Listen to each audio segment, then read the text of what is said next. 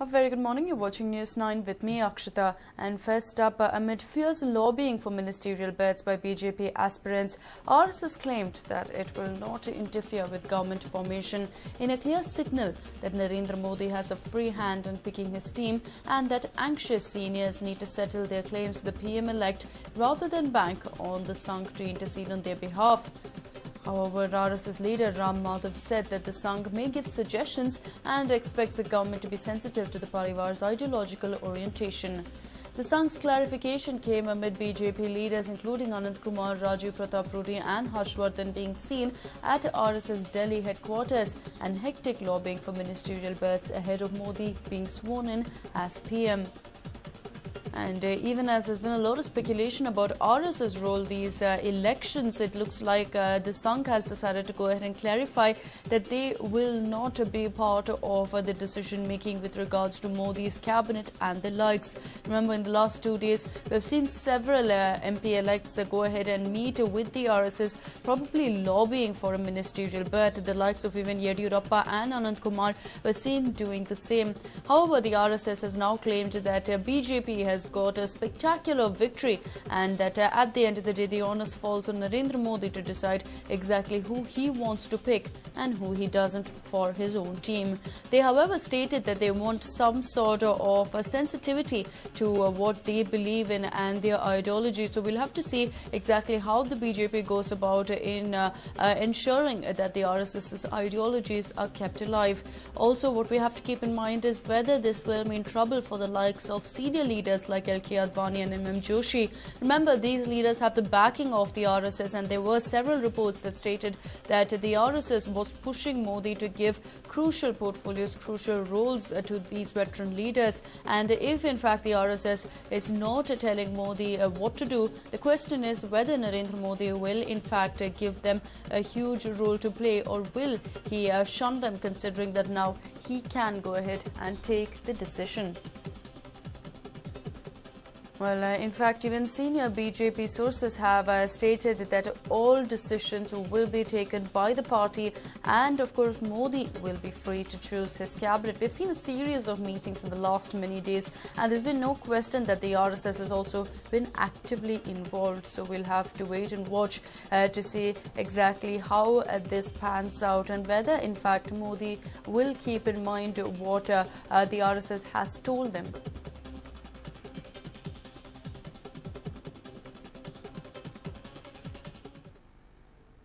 And the key decision-making body of the Congress, the CWC, will be meeting today. The Grand Old Party of India seems to have no immediate prospect of an ideological and programmatic course correction as the party waits to see how the Narendra Modi government shapes up. In today's meeting, it is expected that the Congress Working Committee will analyse their route in the elections. The possibility of a political rebalancing on the lines of New Labour does not appear to be on the anvil. While feedback on the campaign is likely to be sought, a distinction is being drawn between campaign planning and execution, as well as inputs on the manifesto and possible voter outreaches. But beside all this, what we need to concentrate upon is the fact that Congress has Sonia Gandhi and Rahul Gandhi have offered to resign, and there was a lot of talk about them handing in their resignations at the all-important CWC meet. The question is whether Congress leaders will accept their resignations or exactly what is the step they will take, but this is why the meet becomes all the more crucial. There's no question that they've got a number of things that they need to rethink about, and they will do that in great detail. But the question is whether in fact the Gandhis will leave the Congress party. Will we see Rahul Gandhi and Sonia Gandhi walking out of the Congress because of the humiliating defeat they faced? My colleague Verghese joins us over the phone lines with more information. Verghese, today is, of course, the day that we will know if Sonia and Rahul will step aside.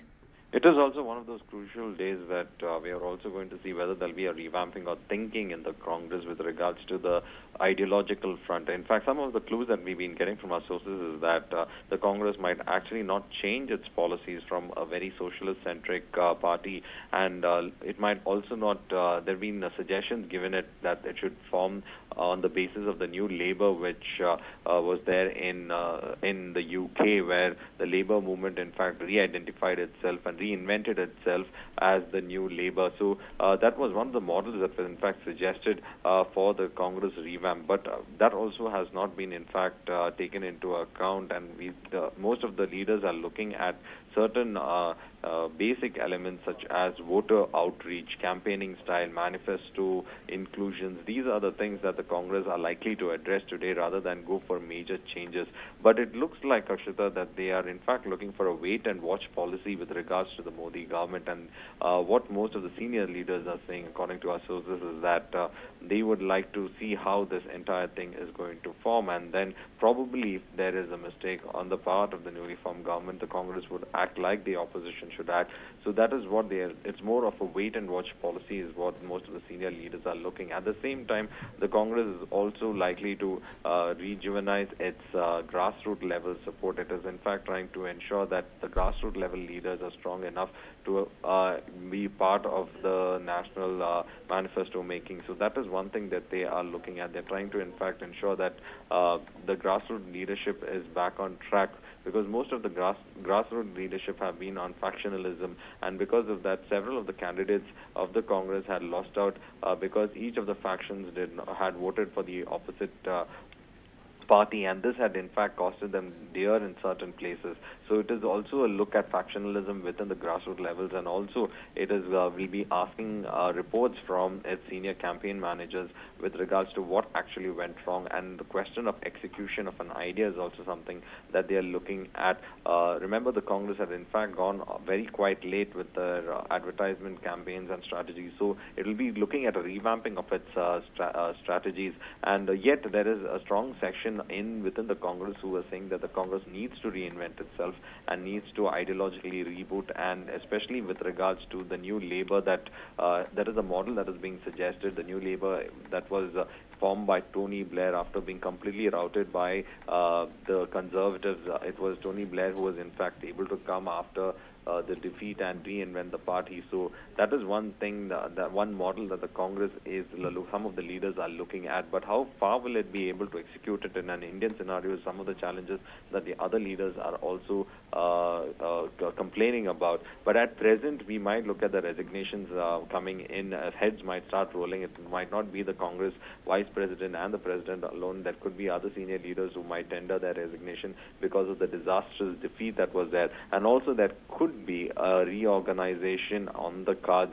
especially certain leaders would be put in place, probably from the second rung of the party. More of young leaders might come into the forefront.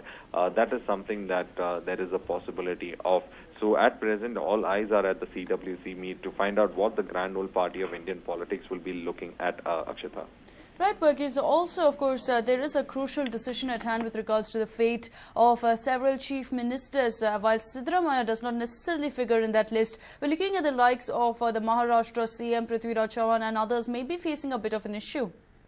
Especially with regards to the Maharashtra CM, there is a lot at stake, because the state will be going in for assembly elections later this year, and the Shiv Sena BJP combined seems to be coming back to power, and it was a saffron wave that in fact was present in Maharashtra also, and this has in fact shaken the Congress in its own citadels. The NCP Congress combined has been shaken at their own citadels, and this has left the Congress shocked. So at present, this is also will be a very crucial meet where certain chief ministers also will be pulled up. In fact, Tarun Gogoi had tendered his resignation after the rout that had happened. So we are going to look at regional satraps of the Congress also being pulled up, and also a re-strategization on cards with regards to that also. But Maharashtra will be a very crucial test for the Congress after this Lok Sabha defeat, because it will be looking at to salvage some pride after the kind of rout it faced in the Lok Sabha elections, and also would be looking at trying to stop the Shiv Sena BJP combined from in fact coming to power in a very crucial state of the Indian Union, because Maharashtra holds the key to the economics of the country. So Congress would like to keep the state under its custody, but then it'll have to re-strategize. It'll have to in fact invigorate its cadres in the state, and also it needs to re-strategize on several key policy issues, and it will have to also ensure that its voter base in Maharashtra holds strong, and does not go the way it went in the Lok Sabha elections. But since the BJP is having the upper hand, the BJP would be in fact looking for a to continue the momentum it had in the Lok Sabha elections with regards to Maharashtra also. So this wouldn't be the situation at present, Akshita. But yes, the chief ministers will have to do a lot of explanations, because in a lot of Congress-ruled states where it was confident to get the numbers in 2 digits, they have in fact faltered, and also these questions with regards to their leadership also might come into focus in this particular meet, Akshita.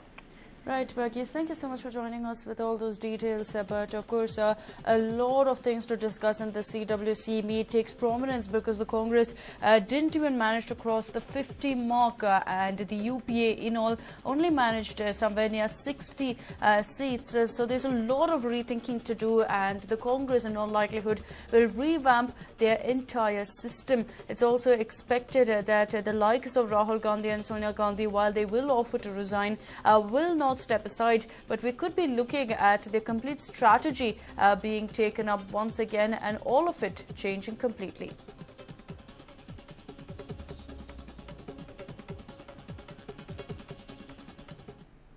Well, Bellari's Vijayanagara Institute of Medical Sciences, popularly known as VIMS, and its dislodged director are in the news again. The Lokayukta sleuths have begun to collect further information about the former director. Bad days seem to be chasing Dr. B. Devananda, former director of VIMS Bellary. Several complaints were filed against him about the irregularities he had committed and garnered wealth disproportionate to his actual income. It was also alleged that he was leading a lavish lifestyle. The Lokayukta sleuths had conducted a raid on January 29 and found disproportionate assets exceeding several times of his original income. Loka officials, in furtherance of their probe against Devananda, have sought information from the present director of VIMS on the purchase details of instruments, recruitment of medical officers and teaching staff during Devananda's stint as director of VIMS.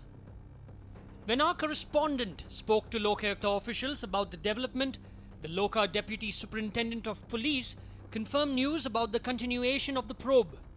Loka officials have listed 16 charges against Devananda, and prominent among them are the purchase of equipments, the contractors he awarded the tenders to, appointment of doctors and teaching staff. Residents of Bellary know that Devananda was close to the mining lords of the city and used his proximity to them to garner wealth and commit several irregularities. They want a comprehensive probe against him. HIMS ನಿರ್ದೇಶಕರಾಗಿದ್ದಂಥ ದೇವಾನಂದ ಅವರು ಆಗಿನ ಬಳ್ಳಾರಿ ಜಿಲ್ಲಾ ಉಸ್ತುವಾರಿ ಸಚಿವರಾಗಿದ್ದಂಥ ಜನಾರ್ದನ ರೆಡ್ಡಿ ಅವರ ಆಪ್ತರಾಗಿದ್ದರು. ಅವರ ಆಪ್ತರ ಜೊತೆಯಲ್ಲಿ ಅವರ ಒಂದು ಪ್ರಭಾವವನ್ನು ಬಳಸಿಕೊಂಡು ಬೇರೆ ಬೇರೆ ಇವತ್ತಿನ ಕಾನೂನು ಬಾಹಿರವಾದಂಥ ಒಂದು ಚಟುವಟಿಕೆಗಳನ್ನು ಮಾಡಿದ್ರು, ಇನ್ನೊಂದು ಕಡೆ ಅಕ್ರಮಗಳನ್ನು ಮಾಡಿದ್ರು. ಅವೆಲ್ಲವೂ ಇವತ್ತಿನ ಬೆಳಗ್ಗೆ ಬರ್ಬೇಕಂತ ಹೇಳ್ಬಿಟ್ಟು ಇವತ್ತಿನ ಲೋಕಾಯುಕ್ತರು ಇವತ್ತು ಕೇಳ್ತಾ ಇದ್ದಾರೆ. Devananda made every possible effort to continue in the post of director, but he was shifted to the anesthesia department as its chief. But once Lokayukta conducted the raid, the medical education department suspended him from the service. Well, he used to be identified as one of the big shots in the city, but now he is leading a miserable life. Respite seems to be a distant dream for him. The way investigations are heading forward, looks like he is in for bigger trouble in the coming days. Baswaraj Harnahalli, News 9, Bellary.